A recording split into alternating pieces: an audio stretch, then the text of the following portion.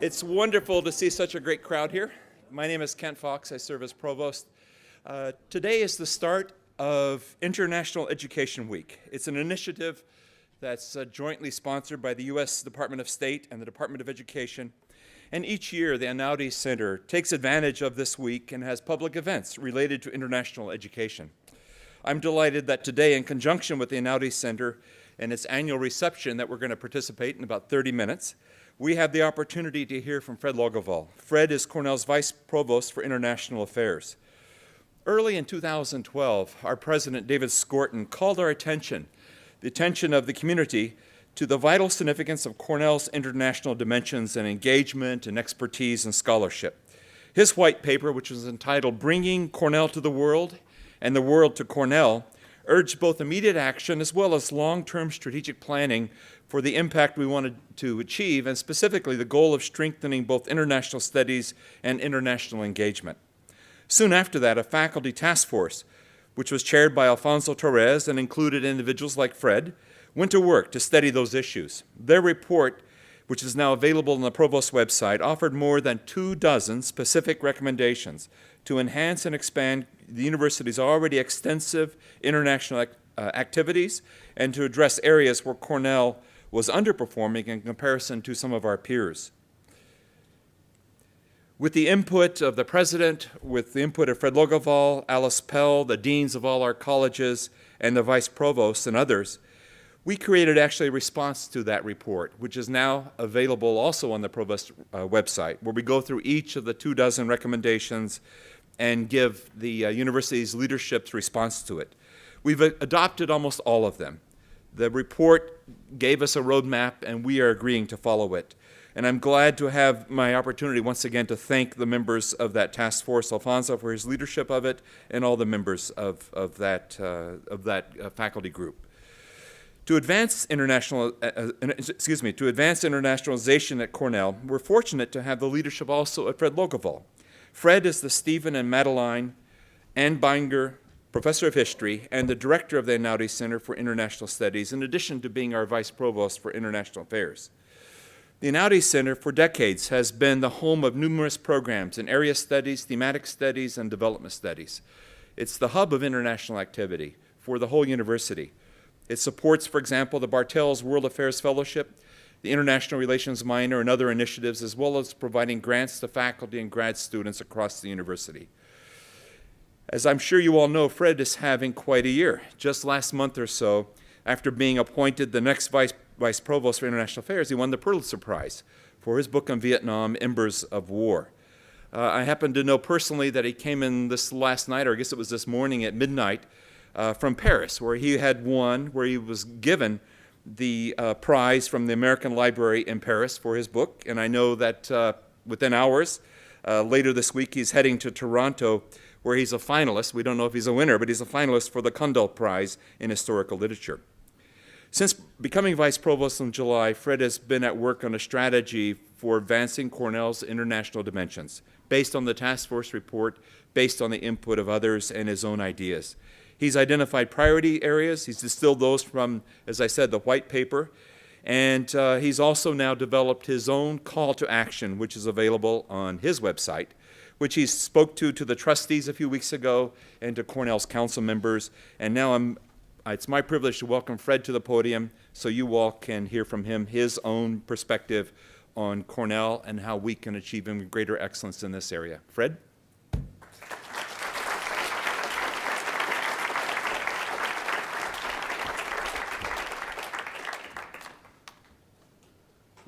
Well, thank you, Provost Fox. I want to thank you, Kent, for being here this afternoon, for introducing me.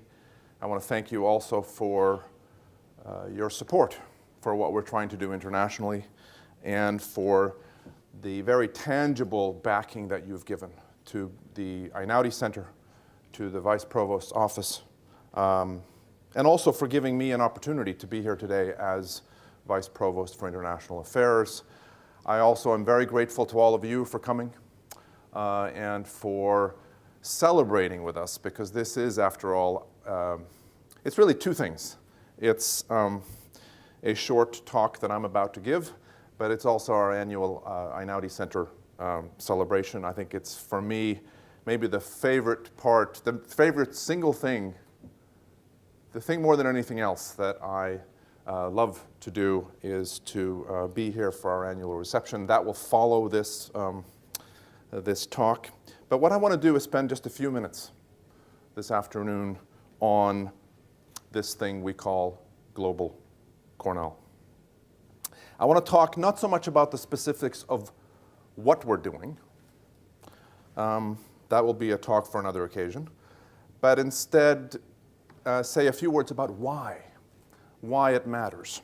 I will say here parenthetically that, as Kent mentioned, there is available, and if you can't find it, just email me. I'll send it to you. But I do have a call to action paper that has been published that does talk about the what, the specifics of what I believe we need to be doing in the coming year, the coming 2 years, the coming few years in this area. But it will not be my concern here. I would also, in terms of the what, draw your attention to the task force report that, again, the Provost mentioned, because it too speaks in specific terms about the things that we need to be doing in the minds of the task force. I believe we have a very important task ahead. For Cornell as an institution, if we're going to meet our objective as articulated in the 2010 University Strategic Plan, which is to be a top 10 research university in the world. That's at the very center of that strategic plan. So we have a crucial task in that regard.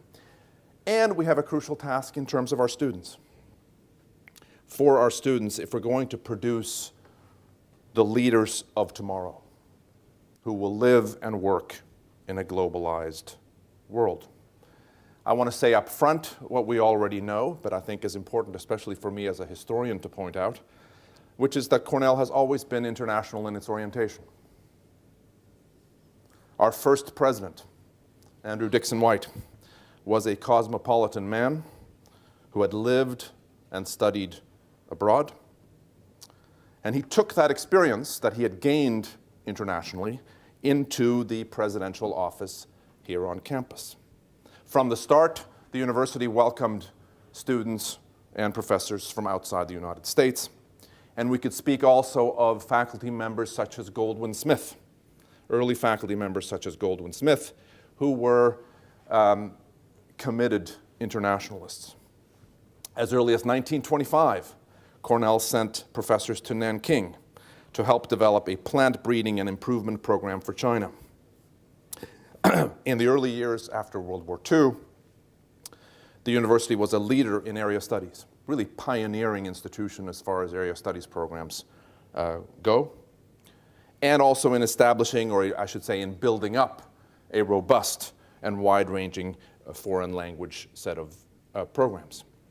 In fact, that goes right back to the beginning of the university as well. I was quite interested to see that President White declared right at the beginning, when the university came into being, that Cornell would excel, not merely in ancient languages, but also in modern languages, in the teaching of modern languages.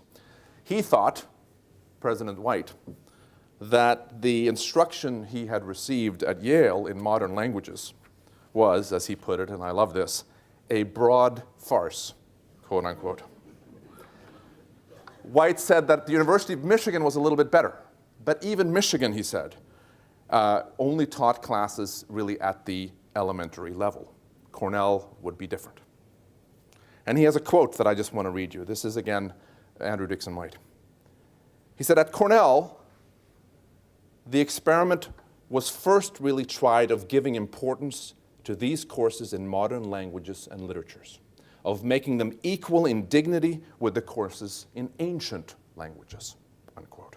And he followed through on this by hiring faculty to teach these languages. The first languages, incidentally, were French, German, Italian, Spanish, Swedish, I'm happy to say, given my heritage. Danish, I'm not so happy to say, given my heritage. And soon thereafter followed Portuguese, Chinese, Persian, and interestingly enough, Icelandic. Then Arabic soon thereafter. So my point here is simply to say that from the start, the university had this international orientation. And today, if you look at the campus as a whole, we have individual faculty members who are world leaders in their field. We have departments that are on the cutting edge of international research. We have many faculty and graduate students who are connected in their research area to scholars all over the world. International students, meanwhile, the latest figures, I believe these are correct. International students make up more than 9% of the undergraduate student body. 25% of professional students are international, and a whopping 44.7% of graduate students are international. Our library collections are superb, not merely in national terms, but in international terms. In some cases, they are unsurpassed anywhere in the world. So we're doing a lot of great things, but we have more to do, as the Provost suggested. I believe we need to do more if we are to be, as I want us to be, the exemplary international or transnational university. As an institution, we've lost ground. I don't think there's any question. And this, again, is something that President Skorton pointed out in his white paper that the Provost mentioned. It's an interesting subject, why we've lost that ground. Part of it, I think, is flattering to Cornell in the sense that other universities saw what Cornell was doing, for example, in area studies, and said, we need to do the same thing. And so it's perhaps a mark of the importance of what we were doing that other universities have made those kinds of commitments. But it's a process that has lasted, I would say, for the last 25, 30 years. And we've seen, at least some of the time, I dare say, a disconnect between rhetoric and action that I think has been unfortunate. And I think we are beginning now to rectify this. And I do think we need to reclaim the lost ground. And I think we can reclaim the lost ground. We indeed have comparative advantages that we should be utilizing, and I'll say something about those in a moment. But here's why this matters. And I want to focus really on two particular areas. It matters first for institutional reasons. Peer institutions, peer universities, have moved aggressively in recent years to strengthen their global presence, to internationalize their curriculum, to hire faculty who work in an international context and who can train graduate students to do the same. These universities have stepped up their efforts also to recruit the best international students, both at the undergraduate level, the professional level, and the graduate level. These universities know what we know in this room, that the world is miniaturizing. What happens in distant places is now often known almost immediately and unavoidably. The global flow of people and of ideas has accelerated, of knowledge has accelerated, and as a result, the economy, politics, and environment and cultural life of a particular nation, all those things are now impacted more than ever by events beyond the borders of that particular nation. And I think that the competition in global higher education is increasingly intense, and there's lots of evidence for this. It'll become more intense. About 2 weeks ago or so, I participated in something called the Beijing Forum, which is a high-profile event held every year in Beijing. The Provost, I know, has been there before. I was a speaker on one of the panels. But what struck me about the Beijing Forum was how much the discussion there was, both on the panels, but also in the breakfast room, over lunch, in the hallways, how much discussion there was about world university rankings. I think I'm right in saying that about 10 years ago, nobody talked about world university rankings.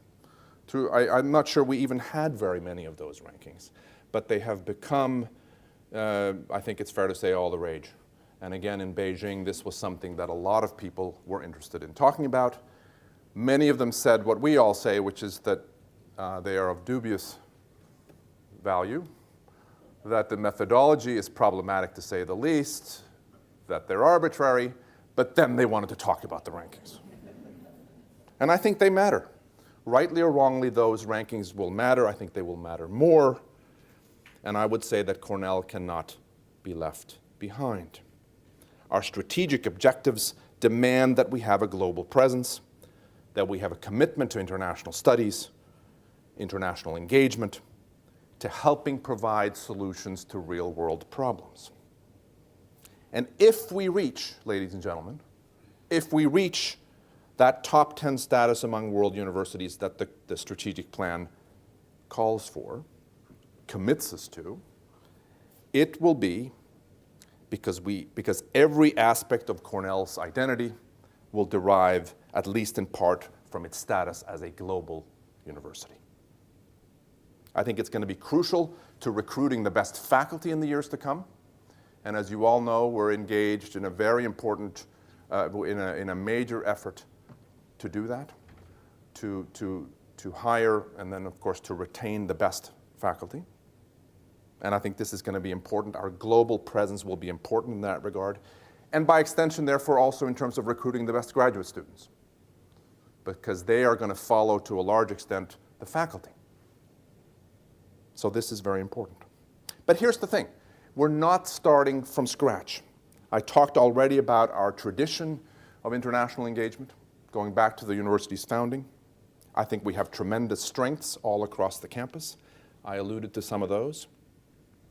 Strengths that, in terms of what we have in the humanities and social sciences, perhaps on the one hand, if I can put it in these terms, and in the sciences, the applied sciences, engineering, in the professional schools, on the other hand, on the other side. We have comparative advantages. What other institution could host an international conference, as Cornell did, and I want to say it was, I believe, September of 2011? An international conference on rice and language across Asia. Not only host that conference, because that's relatively easy to do. You bring people together from around the world and you have a conference. But what was distinctive about this conference, I think, was that many of the key participants were from right here on this campus. From CALS, from anthropology, from linguistics. That happened here at Cornell. I dare say it would be very difficult, if not impossible, for it to happen anywhere else. So this is the institutional argument. And by the way, it's not just about competition. Universities, I would say, are uniquely positioned to respond to the challenges of globalization as conduits of ideas, as laboratories for cutting-edge research, obviously, and also as kind of international cosmopolitan communities in miniature. Universities are really positioned, it seems to me, and will be positioned to respond to the challenges that we face in this smaller world. So that's the institutional argument in brief. But it's not the argument that I think is most important for us this afternoon. Crucial, though, I think it also is. I think we need to do this because it's the right thing to do for our students. What we prize at this great university, perhaps more than anything else, it seems to me, is the restless mind. That the mind that seeks out the beauties of nature, of scientific discovery, of people, of cultures that are different from one's own. We prize a mind that is open to explorations of what it means to be alive in today's world. And I think this is profoundly important. Every education, I submit to you, must include coming to terms with what it means to be different from oneself, to engage with other cultures, to appreciate other peoples, other nations, to appreciate nations, cultures that you might not agree with, but with whom you must have genuine engagement. There's a word for this that I want to come back to in my concluding remarks, and it's empathy. What I'm talking about here is global citizenship. And I think that preparing our students for that citizenship is what we have to do. I can't think of a more important task that this great university faces. What does this mean? What does global citizenship mean? I think it's a complex subject. We might disagree among ourselves in this room about the elements of that citizenship. I would say that it includes at least some of the following: geography, history, philosophy, economics, the interdisciplinary study of culture, the history of law and political structures, the study of religion, of agricultural systems, the acquiring of foreign language ability, and all of those things interacting with one another. It means, when possible, a period of study or service abroad, whether or not through a traditional semester program or year-long program, or something else.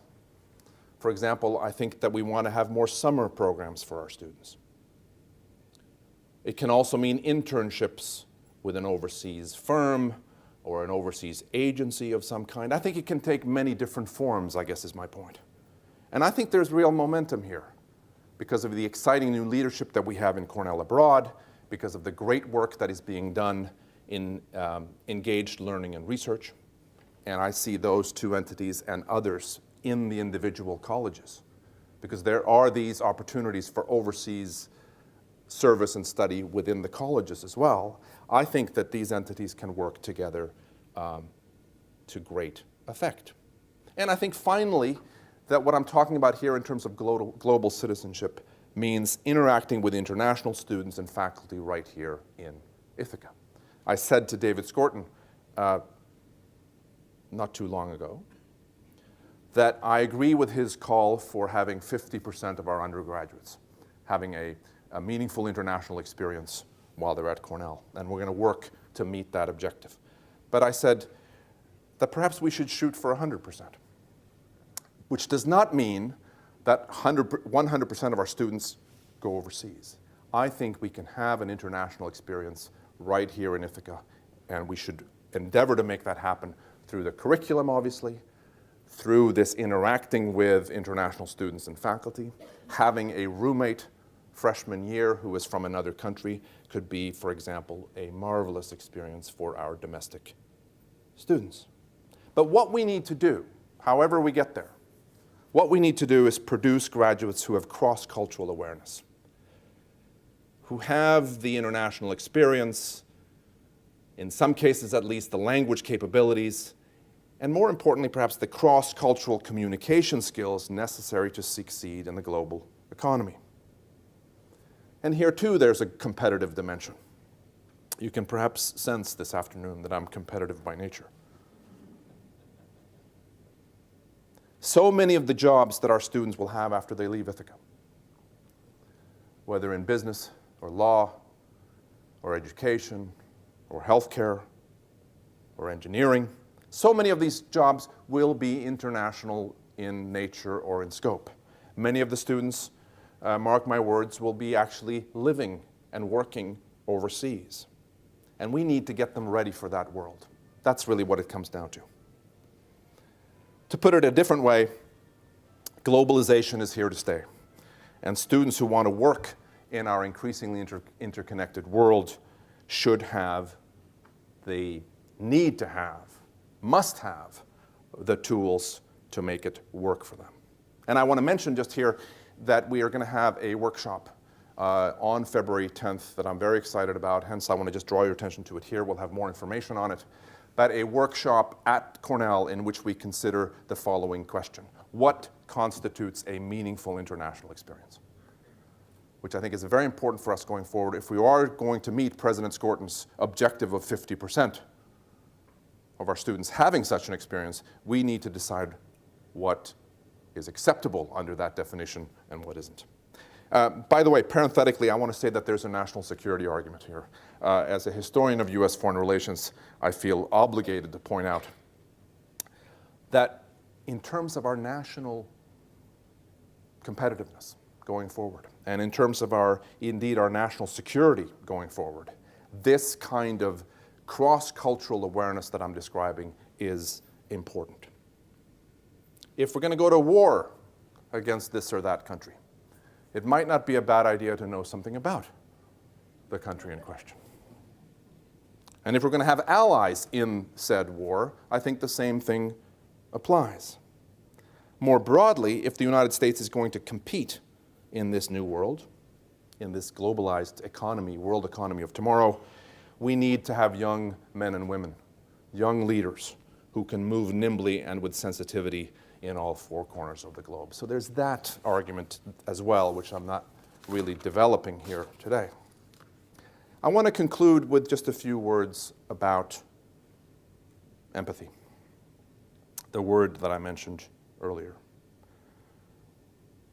If there's a single word that I'd like you to take away from today's talk, a single attribute that I'd like our students to have when they leave this place, it's that word. It's empathy. Empathy means understanding the thoughts and feelings of others. It's to be distinguished from sympathy, a word with which it's often confused, which I would define as feeling with others, as being in agreement with them. Empathy doesn't mean that. Empathy with opponents is therefore psychologically possible even when sympathy is out of the question. When the hostility between the two sides or between the two individuals is too strong to allow sympathy, you can have empathy. So I'm not talking here about agreeing with the other side, with the other group, only about realistic understanding. So the question is, how can empathy be achieved?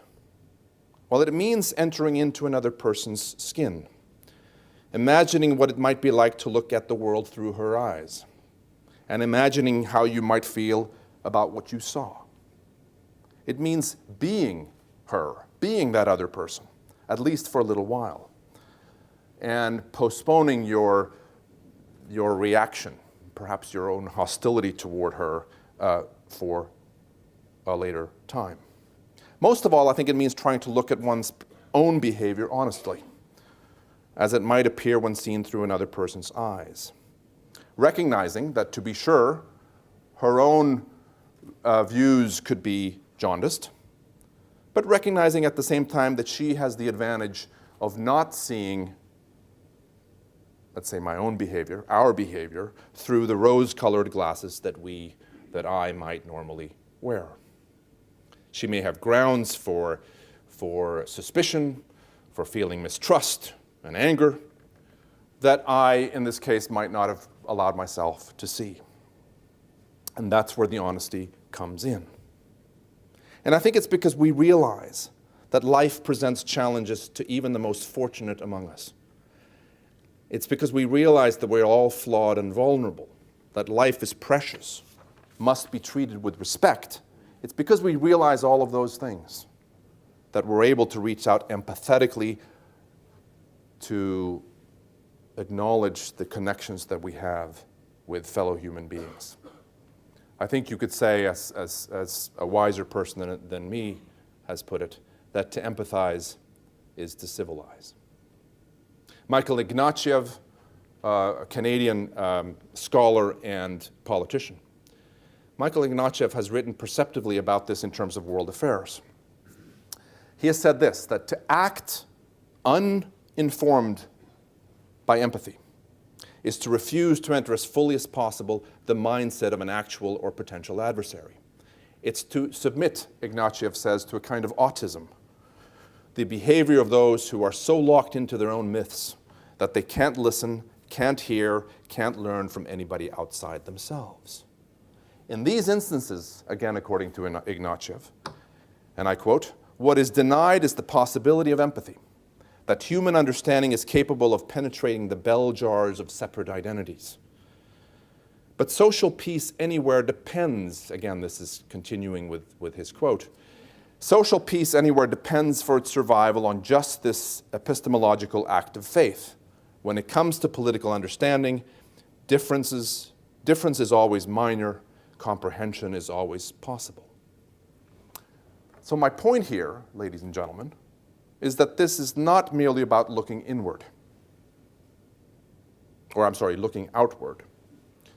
It's not merely about looking at the world for its own sake, on learning about the world out there for its own sake.